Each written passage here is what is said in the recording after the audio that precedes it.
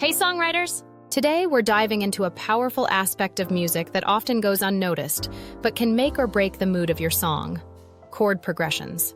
The way you arrange your chords plays a massive role in creating the emotional foundation of your song.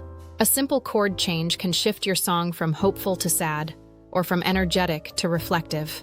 So let's explore how chord progressions shape emotions. Let's start by breaking down the basics. Chords can be broadly categorized into major, minor, and diminished chords. Each of these evokes different feelings. Major chords generally feel bright, uplifting, or happy, while minor chords lean more towards sadness or introspection. Diminished chords bring tension, unease, or mystery. Understanding these feelings is the first step in choosing the right chords for your song. One of the most common progressions, especially in pop music, is the IV-4 progression.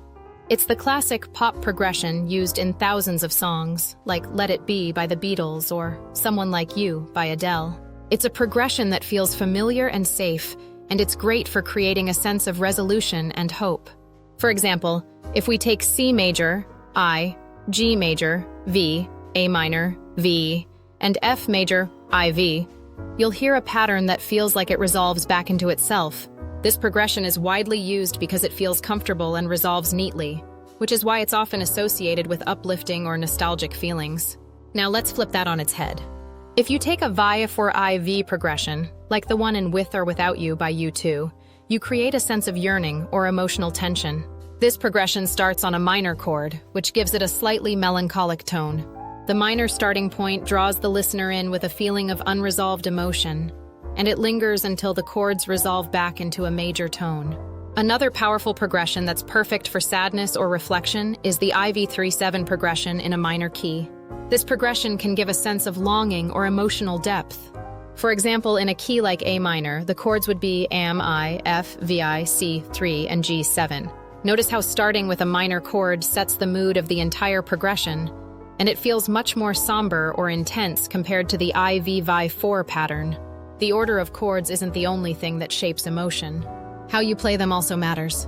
The speed of the progression, the rhythm, and even the timing of when you change chords can dramatically change the vibe.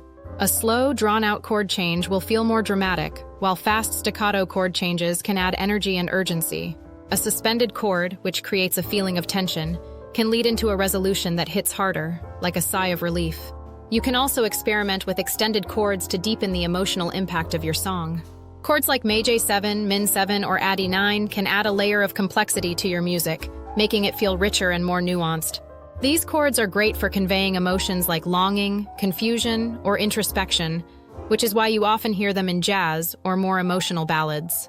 To wrap up, remember that chord progressions are more than just a collection of notes. They are a tool for expressing emotion. Whether you want your song to feel triumphant, heartbroken, or mysterious, the chords you choose will guide that emotional journey. Play around with different progressions, listen to your favorite songs, and pay attention to how the chord changes influence the mood. The next time you write a song, try experimenting with a chord progression that's a little different from what you normally use. You might be surprised at how much it can shift the emotional tone of your music.